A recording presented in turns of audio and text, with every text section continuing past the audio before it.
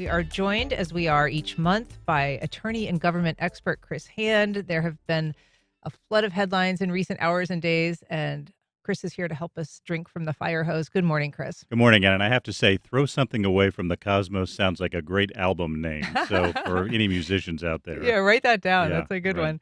one. So I mentioned, I mean, as journalists, as commentators, a lot to take in just in the last couple of days, and it is hard to keep pace. So we've got a lot of state issues that I want to get to, but let's start, if we can, with this Trump indictments yesterday, because I know that a lot of people want to hear from you on that.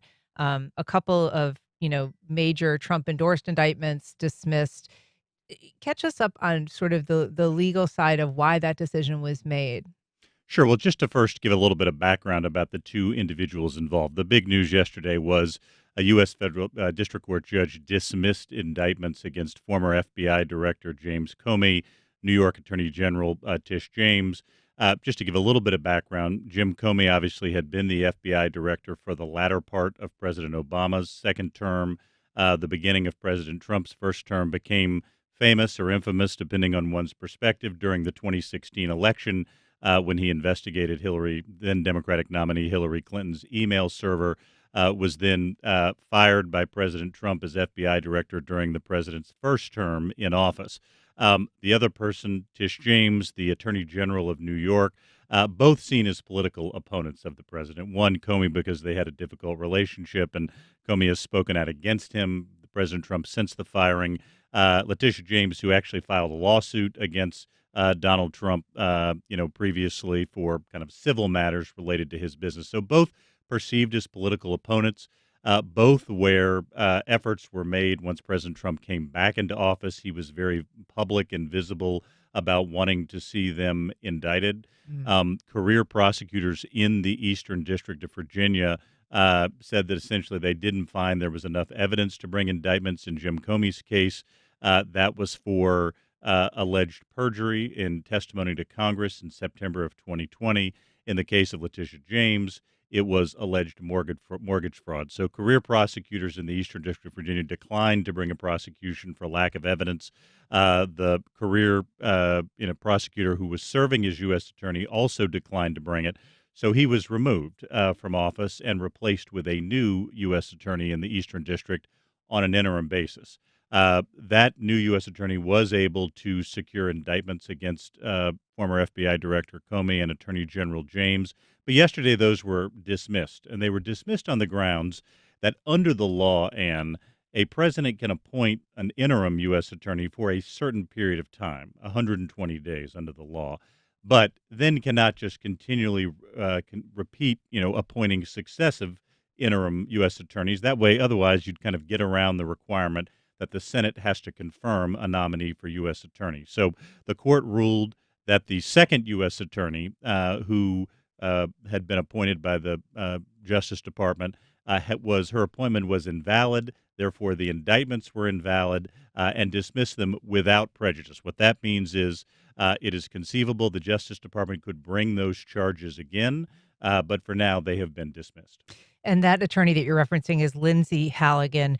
And this, she has also been the subject of very serious questions from a federal judge involved, wondering whether she has not just, whether the appointment was correct, but whether her actions have been legally sound in terms of how she brought the indictment, whether the grand jurors actually saw the full indictment, that she, has attributed to them, that basically some of the elements of that indictment changed in a significant way.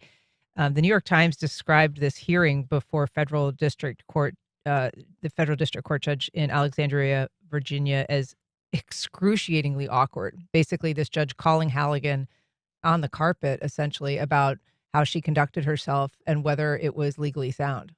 Well, there are a lot of questions about, there are very strict protocols involved and during criminal indictments, particularly at the federal level, because obviously there are questions of guilt and innocence here. And it's, in the interests of the U.S. government to follow those protocols because they want to make sure that if an indictment actually comes to a trial situation, there aren't procedural flaws that might prevent the government from moving forward.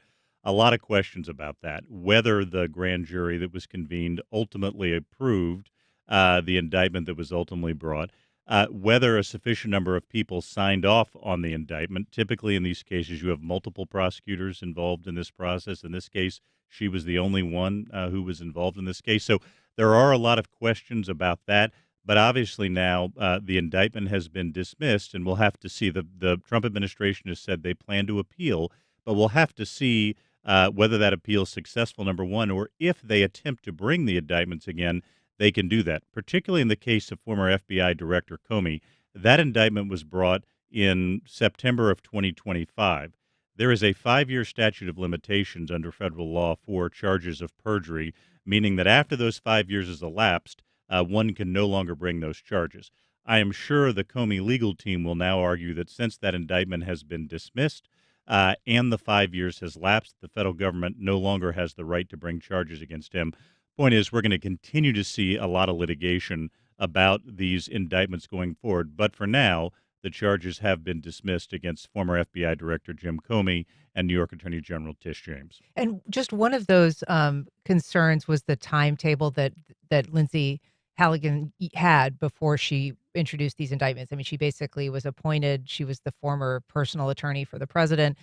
Had no prosecutorial experience when she took this seat, and according to reports, actually had difficulty finding her way through the courthouse to where she was supposed to be or where she was supposed to stand in court. So very green.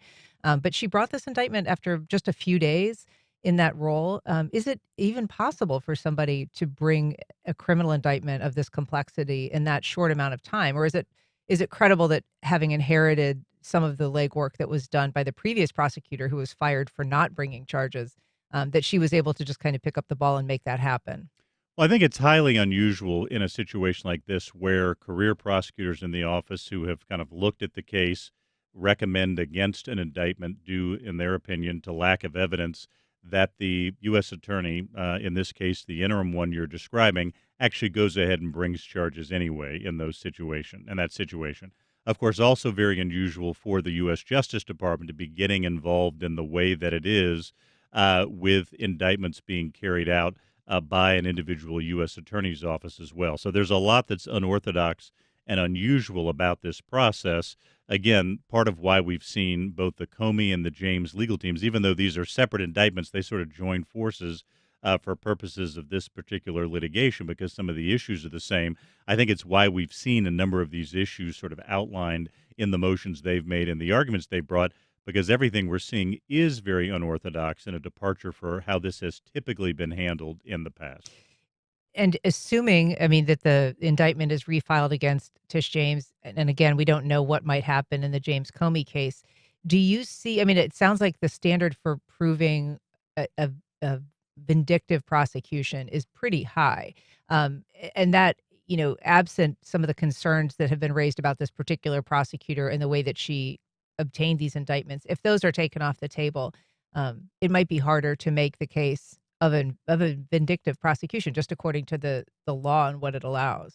Well, I think there's going to be an even higher bar going forward to try and bring these indictments again, not only because of the statute of limitations I issued in the Comey case, but also because I think the federal judge in this particular situation, and probably throughout the Eastern District, have now made it very clear that there's going to be very strict scrutiny on any indictments that are brought to make sure that they have satisfied kind of the protocols that go along with that, the procedural norms that go along with that, and that they are done in accordance with the law. So I think notice has been served at this point that, again, the federal judges in the Eastern District, the one in particular who handed down yesterday's ruling, is really going to subject any indictment to the strictest of scrutiny to make sure that it is done in accordance with the law. A lot of questions about whether these were. Yeah. Well, if you're just joining us, we're talking to Chris Hand about the latest headlines. You can join our conversation on air by calling 904-549-2937, or you can go to firstcoastconnect.org and find all the ways that you can connect with us. You can also sign up for our new newsletter there. Chris, I want to move on now to some, I guess, the governor's status right now. So we know that he has about a year left to go, officially lame duck as he heads into this legislative session, but he has no shortage of really big ticket items, I guess you could call them, major priorities that he is asking of this legislature. Um, each of them a real heavy lift. What is he asking the legislature to consider and to approve? Well, Ron DeSantis is facing what every two-term governor in Florida has faced since we started allowing governors to run for two terms several decades ago, and that's a shot clock that is rapidly depleting. This is his last legislative session, his last opportunity to move legislative priorities through the Florida House and Florida Senate. And as you say, there's no shortage of big ideas that he wants to pursue in the 2026 session, which starts on January the 13th, so less than 2 months from now. One being he wants to do a mid-cycle congressional redistricting of the type that we've seen in other states around the country, Texas, California, places like that. That's high on his agenda. He wants to abolish property taxes for homestead property in Florida, which would obviously be a big change. I know we'll talk more about that. He wants to end vaccine mandates in the state of Florida, and he wants to regulate artificial intelligence or AI. So huge priorities. You know, in some of the kind of pre-session analysis, one of the people they've quoted is Senator Don Gates from the Panhandle, who's a kind of a longtime stalwart of the Florida legislature, who And essentially said, father of Matt Gates. father of Matt Gates, but in his own right has been a longtime Mhm. state senator, now had served previously for 8 years, now in his sort of second kind of 8-year turn at the Capitol. And essentially he said, you know, those are very ambitious priorities, and the governor might be fortunate to accomplish one of those in those sessions, which is not unusual for a last year governor, right? You have a lot of political capital at the beginning of your time in office. It rapidly depletes and depreciates, and there's a lot less in this final year. The governor, while still having a fairly cordial relationship with the Florida Senate, has a very contentious relationship now with the Florida House. The Florida House Speaker, Danny Perez, and the governor, I think it's very safe to say they are not friends. Mm. And so all of that makes it much more difficult for the governor to move any piece of legislation, particularly the four major items that this governor wants to see occur in the legislature. So again, we'll have to watch very closely between mid-January and mid-March to see what accomplishes, but that very aggressive last year agenda somewhat flies in the face of what history says a final year governor can accomplish in the legislature, but that's why they meet for the 60-day session, so we can find out whether that is true this year or not as well. So we're going to get into some of those specific requests that the governor is making of lawmakers in a bit, but I do want to talk about kind of how politics might be impacting this session, in part because we had yet another candidate enter the governor's race.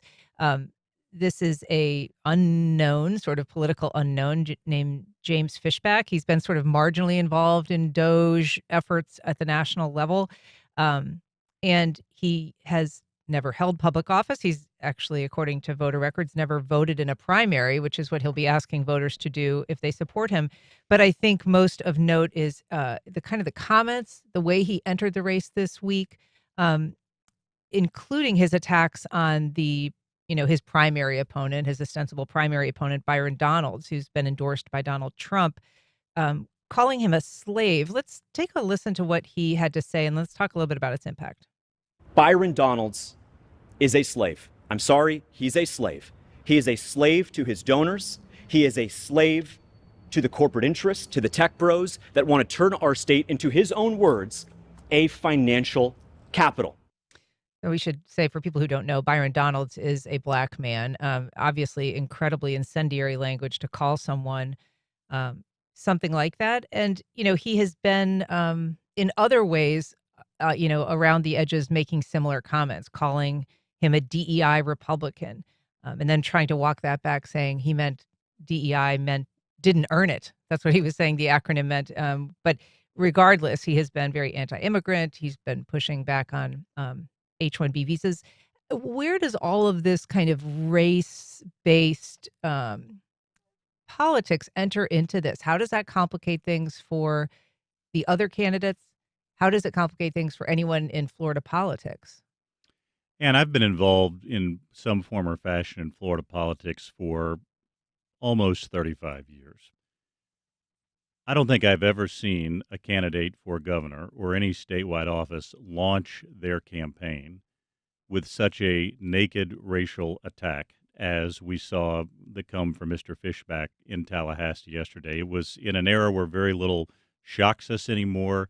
his calling his opponent, his primary opponent, who happens to be black, a slave, is one of the more shocking things I've seen in recent politics. As you say, it's very much in keeping with other aspects of Mr. Fishback's campaign. He is a CEO of an investment management firm running a very sort of nativist campaign. As you say, there's some language he's used saying like, it's our country and we're not going to let them steal it from us. So there's a lot of language that we might have heard, sort of during the George Wallace kind of era in politics that's sort of now being brought back in this campaign.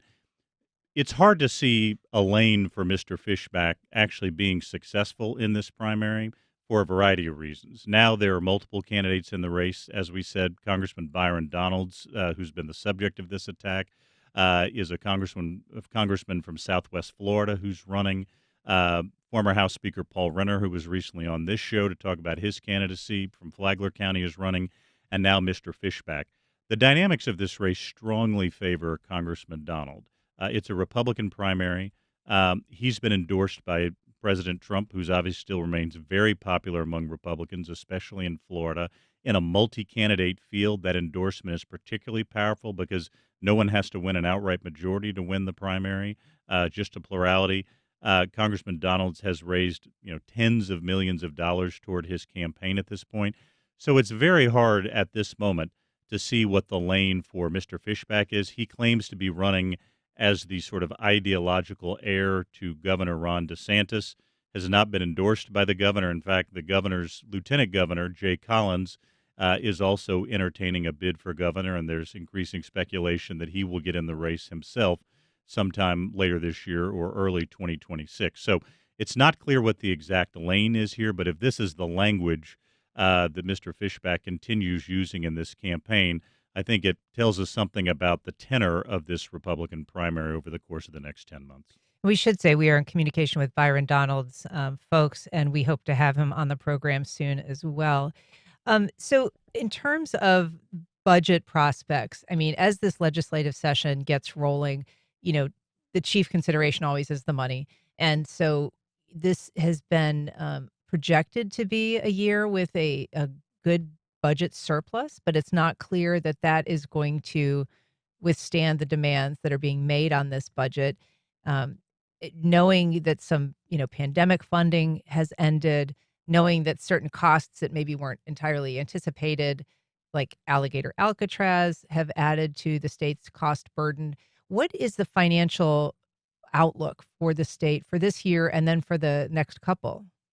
According to state economists, and each fall, and state economists are charged with coming up with budget projections for future years, reporting those to what's called the Legislative Budget Commission, which is comprised of members of the House and Senate who can sort of make some adjustments based on those projections. This year, the state of Florida is projected to be in relatively good shape, a $4 billion surplus in the budget. But state economists have warned that is going to turn in the next next two fiscal years. For the 2026, 2027 budget year, the state is projected to run a deficit of $1.5 billion. And then for the 2027, 2028 fiscal year, so 2 years from now, is projected to run a deficit of almost $7 billion. That is undoubtedly going to affect the course of this year's session. They had previously projected a potential deficit this year, and they kind of pulled back on spending some in last year's session, and that's why we see the surplus we do this year. But I think those future budget projections are going to have a big impact on spending decisions the legislature makes in 2026 in efforts to try and forestall or mitigate those future year deficits. How does Florida compare to, is this a unique situation that our state is experiencing? Are there similar strains being seen, in other state capitals? It's a nationwide issue. I do kind of work around the country on kind of government issues, and you see it in state capitals all across the country. They're increasingly fiscally constrained for a number of reasons. One, economic factors have kind of shrunk revenue.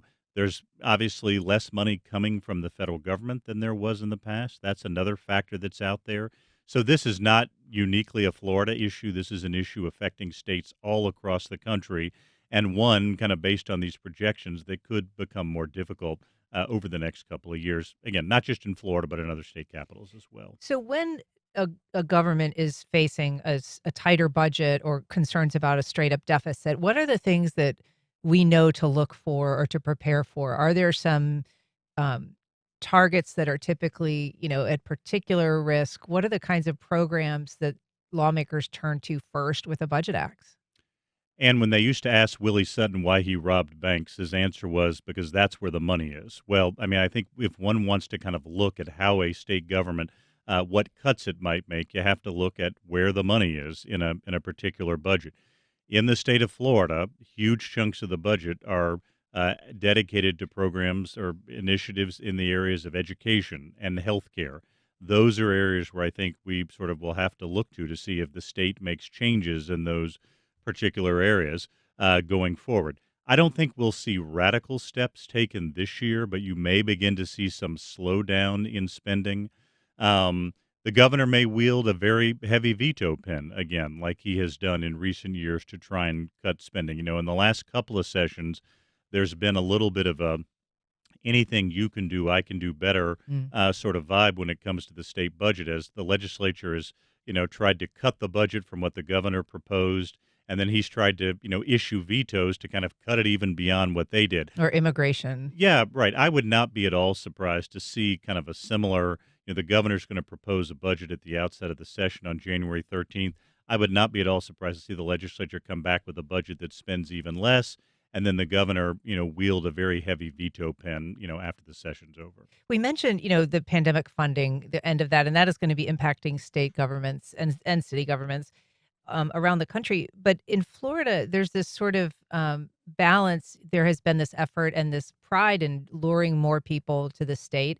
A lot of those people have been older people, a lot of boomers moving to the state. And so you have this population that's booming. And so presumably with that comes, some dollars, property taxes that may be additional revenues. But they're also a senior population, and that can be costly as well. And so this is a state that is proud of growing, and this governor has also made that a real, he's planted the flag on bringing people from other states. But does that matter that some of them are going to be perhaps more dependent on the system when it comes to things like healthcare? Certainly, probably less for education, but more as a cost deficit for the state. I think an even bigger factor, Ann, is that what we don't have any longer in Florida is just people moving in and nobody moving out, right? That it's just sort of unchecked growth. I think particularly because of a variety of issues, whether that's sort of weather and sort of hurricanes, whether that's cost pressures. Florida did not used to be as costly as it is on items like like homeowners insurance, just general cost of living, cost of housing. Mhm. That has driven a number of people out of the state as well. So, again, if you used to look at the sort of credits and debits of Florida's population growth, everything was in the credits column as people just sort of moved in. And obviously, as you say, a number of people are still moving in. But I think one thing that's different about the modern era is you also have a number of people who are relocating because of a variety of factors, including some of the ones I've mentioned. So it's no longer a situation where growth can truly sort of pay for itself. There's so many different sort of fiscal pressures that the state has to look at a variety of kind of efforts to try and make sure they can balance the budget even Yeah, that's better. a great observation. We're talking to Chris Hand about the latest state, federal, and local political headlines. You can give us a call. We would love to hear from you. You can reach us at 904-549-2937, or you can go to firstcoastconnect.com and find all the ways to connect with us. We've got a couple of comments I want to touch on. One from Ricardo. He emailed Fishback. This is the candidate that declared for governor. Fishback is just another Republican troll. Be outlandish and or offensive is the new motto that will get you notoriety. Then he says, just ask the lady proposing Trump County, Anastasia Island, all the way to Daytona. Nonsense, but got national coverage. So, I mean, the idea of a Trump County, I guess nothing is off the table. That is the first I'm actually hearing about that. But that is a proposal that I guess reflects the continuing loyalty that a lot of people in the state have to the president, despite a somewhat fractious party in recent weeks. Well, and I think why, again, notwithstanding these attacks, Byron Donalds is, I think, if not a prohibitive favorite to win the Republican nomination at this point, a very strong one. The president is still very popular here among Republicans in the state of Florida. His endorsement in the 2018 primary rocketed Ron DeSantis past a heavily favored candidate, Adam Putnam, who was in the state's commissioner of agriculture. So I think that endorsement's likely to have a similar effect for Congressman Donalds in this particular election as well. When you talk about lawmakers and the governor trying to outdo each other, anything you can do, one of the things that comes to the surface is this issue of property taxes, Right. because currently this legislature is looking at 7 potential ways to change and cut property taxes for people with homestead exemptions in Florida. And so, I mean, first of all, the volume of those options and what that means and whether they make it to the voters is something I would like to ask you about. But chiefly, the issue of property taxes is also going to cost this budget no small thing. And so, what is the thinking behind what is the general rationale behind the push to eliminate or cut back property taxes? Well, and just real quick before I say that, I do want to mention one person who would have had a lot of interesting commentary and writing about this very complex and impactful property taxes issue is Bill Cotterell, who was the longtime Capitol reporter for the Tallahassee Democrat and Gannett News, was an institution in Tallahassee for decades. I'm one of the lucky people who had the privilege to work with Bill from time to time. When I was involved in kind of government and in politics. Bill very sadly died yesterday at the age of 82. So one huge deficit we will see in the 2026 legislature Yeah. is the absence of Bill Cotterell, who just cast a huge shadow and had a huge impact. So I did just want to mention that to our listeners who follow the process. That Incredibly incisive Bill, columnist Bill and writer. Yeah. incredible, and Bill has sadly passed away. But he would have had a lot to say and write about this complex property tax issue because it's going to be the dominant issue in the 2026 legislature. It is, ironically, one issue where Governor Ron DeSantis and State House Speaker Daniel Perez appear to agree that there should be some action on it. Beyond that top line agreement that they should do that on property taxes, though, a bunch of disagreements start at that point. The governor has, generally called for a abolition of all property taxes in the state of Florida, something that would have a, devastating impact, particularly on local governments and school districts. The Florida Policy Institute has sort of estimated that if the state of Florida abolished property taxes overall, which requires a constitutional amendment, local governments would lose about $50 billion in revenue that goes directly to core services, things like police, fire, parks, public works, that sort of thing.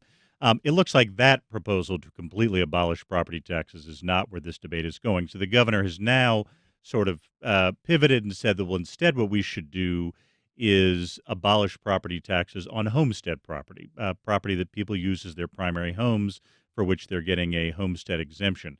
Just to put that in some context, right now we have about a $2 billion budget in the city of Jacksonville, and if you were to abolish property taxes on homestead property, the city would lose $400 million in revenue. So 20%, one-fifth of its budget would disappear. So this is a very controversial issue. The governor has, while he said he wants to abolish property taxes on homestead, has not actually put forward a specific proposal or constitutional amendment on that. The House of Representatives has. They had a very large committee dealing with a variety of these issues, and they actually came out with 7 different legislative items that would presumably go on the ballot as constitutional amendments potentially for the voters to choose between.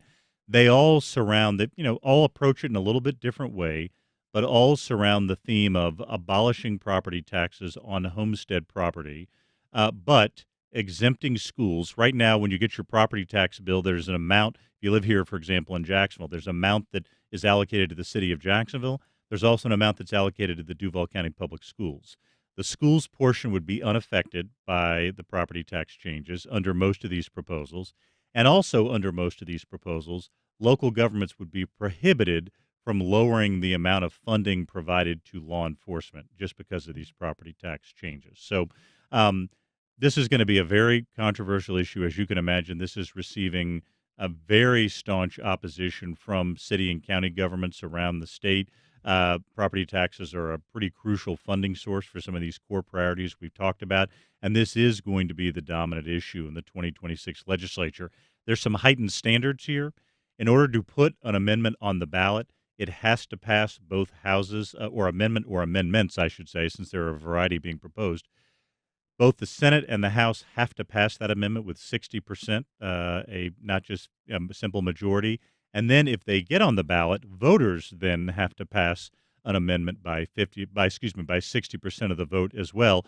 And as we know from some recent University of North Florida polling, Professor Michael Bender was on your show talking about this. Right now, voters are not there. The support for abolishing property taxes is in the high 40s, not yet in the 60% range that would be required. Can you imagine a universe in which many of these 7 make it to the ballot, or do you anticipate that by the time the lawmakers are done with it, that they would have winnowed this down to just one, choice for the voters? That would be the natural progression of things, that there would probably be just sort of, at the end of the day, one amendment.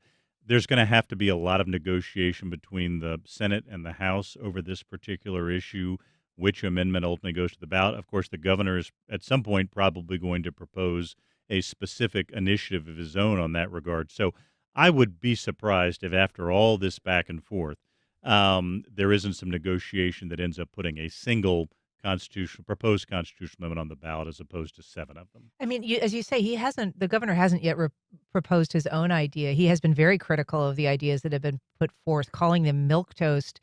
Um, and, some response to that, including from Perez, has said, well, if he's calling this milquetoast, essentially he must be looking at cutting school taxes, because that's really the only sacred cow that hasn't been touched in terms of spending that would be preserved, even if they cut property taxes.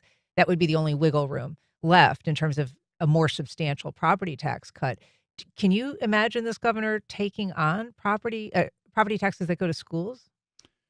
I think that would be fraught with political risk, and which is why you don't see it in any of the bills that the House has recommended, that they very specifically tried to protect schools and tried to protect law enforcement from the impacts of some of these potential property tax changes. So it would be very surprising if the governor tried to go beyond that. Also, because the alternatives to help fund some of these, initiatives that would have to be cut at the local level are things like raising sales taxes. Some of the analysis that's been done and says to make up for the loss in revenue that would come from abolishing property taxes for just on homestead properties, the state would have to raise its sales tax from 6% to almost 9%. So that's a massive 33% increase in the sales tax. Do any of these proposals, include a replacement, in terms of what would take the place of this money? They don't, because remember, a lot of this impact would be felt at the local level. I mean, the replacement funding would have to come in from local and state governments, and local governments from around the state, I should say, are looking at a variety of options that they might have to go to in the event that the property tax is abolished. That could be user fees. That could be trying to increase their local option sales taxes, which require voter approval to try and fund programs. So I think you can take it for a certainty that every city and county government in Florida right now is scrambling, trying to identify potential revenue sources they can lean on in the event these property taxes are abolished. But that's where the funding hammer will really fall. And then it will really be a question of, does the state decide to step up and provide some revenue to local governments? There are a limited number of ways they could do that. One would be increasing Florida's sales tax to generate more state revenue, so that revenue can then be directed to local governments. So, the first half of this effort is, can they agree on something with property taxes? And if so, can it go on the ballot and will voters approve it? But the second part's going to be, if voters do approve it, how does the state help backfill some of those gaps in funding so that core local government services don't go away? Don't straight up collapse. And we know that some governments say that there is no way to replace that money without a huge increase in some other source of revenue. Particularly in Florida's many rural counties, for whom, this would be a fiscal emergency for any of the 67 counties. it would be a five-alarm fiscal emergency for most of the rural counties who are very revenue constrained to begin with. Yeah, I know that the commissioner in Bartow, a city commissioner there, said that there's no scenario where we remove a large portion of revenue source and keep the same services. They would just have to raise taxes on something else. We've got a call from Tom on the west side. Good morning, Tom. Go ahead. Good morning to y'all, too. My question is this. Why not just institute simple means testing of the homeowners to make sure that no one's falling into debt just because of property taxes, but yet everyone is going to be paying something in to keep Florida running? Well, first of all, Chris, can you explain for people who may not know what means testing would be for a property tax assessment, and whether that's something that would actually be a real consideration of this legislature? I don't think that's likely to happen for a variety of reasons. One, I think it would be sort of difficult to establish. Means testing means kind of making property taxes contingent on income, kind of what your income is. I think that would be challenging to kind of both set up and then administer, also challenging to put that in the state constitution, which is where kind of it would have to go in order to do that. And I think also unlikely that this particular legislature would institute some sort of means testing kind of issue. Again, it just adds further complication to the issue. And again, as I say, there are some potential sort of administrative kind of challenges with that. Where you tend to see, kind of, means testing proposals are things that actually are kind of income driven. So over the years, there's been discussion about kind of making, there's certain federal programs and state programs right now where one is not eligible if they make above a certain amount of income. Medicaid, for example, the state healthcare program, that is means tested in the sense that only people below a certain income level are eligible for that program. I think means testing is easier to administer with those kinds of benefit programs, much harder with something like property taxes, both from an administrative standpoint and from an implementation standpoint. We've got a question from Scott on Facebook, I think asking back to the gubernatorial candidate's position, but asking, what about H-1B visas? Do we truly have the workers to fill those jobs if those, go away or become, as our president is proposing, become just much more expensive? There's going to be a lot of debate about that. Again, the H-1B visa program has been in place for decades in the United States, largely used by companies in situations where they don't feel like they have an adequate supply of workers in this country and sort of will try to recruit those from other parts of the world to help fill some of those jobs. There's now a lot of debate about whether that program might go away. The federal government sort of made some comments about that, taken some steps in the direction of trying to curb the H-1B visa program, although the president's also made some public comments suggesting that he sees the need for it in certain situations. The governor has now come out and said that he doesn't want state universities making any use of the H-1B program and filling some of their jobs with foreign employees. And so that's going to be a big discussion in the governor's race as well, because it's sort of part and parcel of some of the campaign rhetoric we've talked about. Mr. Fishback and some others are trying to turn the H-1B issue and make that an attack on Byron Donalds and maybe others in the field as well. So we're going to hear a lot more about that issue, even though we think of H-1B as a federal program and an issue, which it is. It's kind of administered and regulated by the federal government. It's obviously going to be an issue in state government for the next year. Well, I do want to talk about a rare unifying issue in the state right now, because they are few and far between. But this is one that is hugely unpopular for a lot of people in the state: offshore drilling. So this is a proposal from the president that would essentially allow drilling in the eastern Gulf of Mexico and federal waters in that area, potentially as soon as 2027. This is a sea change for a state that has really taken a hard line in a universal way against offshore drilling. Well, and I think probably brings back some very bad memories for all of those Florida counties that were impacted by the Deepwater Horizon disaster in 2010, which obviously did have impacts in particularly some of the panhandle counties here in Florida. As you say, and this has long been an issue that has kind of unified Floridians across party lines, so much so that in 2018, voters passed a constitutional amendment in this state to ban offshore oil drilling in state waters. What the federal government's talking about doing is allowing drilling not in state waters, but in federal waters, kind of outside the state sort of boundaries. In 2020, during his kind of last year of his first term, President Trump had actually sort of extended the federal moratorium on offshore oil drilling in federal waters outside of Florida until 2037. But, again, just last week, the U.S. Interior Department announced that it was going to open up some waters about 100 miles off the coast of Florida to offshore oil drilling. This received a very swift and loud opposition from a variety of Floridians across party lines, including the governor. Governor DeSantis very quickly came out against this and said the president should go back to the policy he instituted in 2020, where there was a moratorium on drilling. Senator Rick Scott, people who are typically very close allies of the president, Senator Rick Scott came out very loudly against having any sort of offshore oil drilling.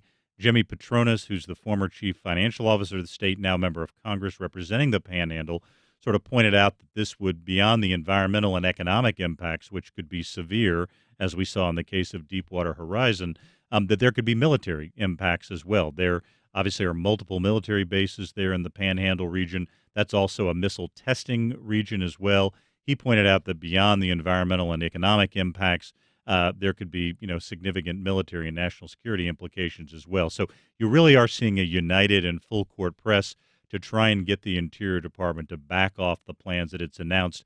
Those plans have not gone into effect yet. There is now a public comment process, but you're going to see a lot of public comment coming in from Floridians of both parties opposing this idea. I did just want to retread a little bit because we mentioned it. We didn't really get into it too much. The question of budget impacts from Alligator Alcatraz, because that is money that, right now is 200 some million dollars. Could be more depending on what happens to it. Will obviously be more just even to close it. But this is an issue that the governor has said the state will be reimbursed by the federal government. But that could also take a big bite out of the state's budget if they need to keep financing it. It could, and there's some litigation going on over whether or not the state, had the ability to kind of move forward with this project. And kind of as part of that, some questions about, is this truly considered a federal project, and therefore it can be eligible for federal reimbursement? So that is an amount of money the state has already spent. I think the governor has said and anticipates reimbursement, but until the money's in the bank, you can't really, count that in the state's coffers. And so there is, both on the legal front and on the governmental front, a number of questions now about when and whether that reimbursement will actually come in. And as you're saying, Ann, that's a very significant chunk of money, particularly in times where the state is about to move from a surplus situation apparently into deficit situations. Yeah, and those are very difficult turns for lawmakers to make. There's nothing very fun about dealing with it. Never. And as you well know, working in government when there's a deficit, it's not a fun time. It is definitely not. For anybody. Yeah. Well, Chris Hand, it is great to see you as always. Thank you so much for doing this today. I hope you have a great holiday this week, and we'll see you in December. Happy Thanksgiving. Thankful to you and your team for everything you do here at First Coast Connect, Ann. Oh, thank you so much, Chris. We love having you.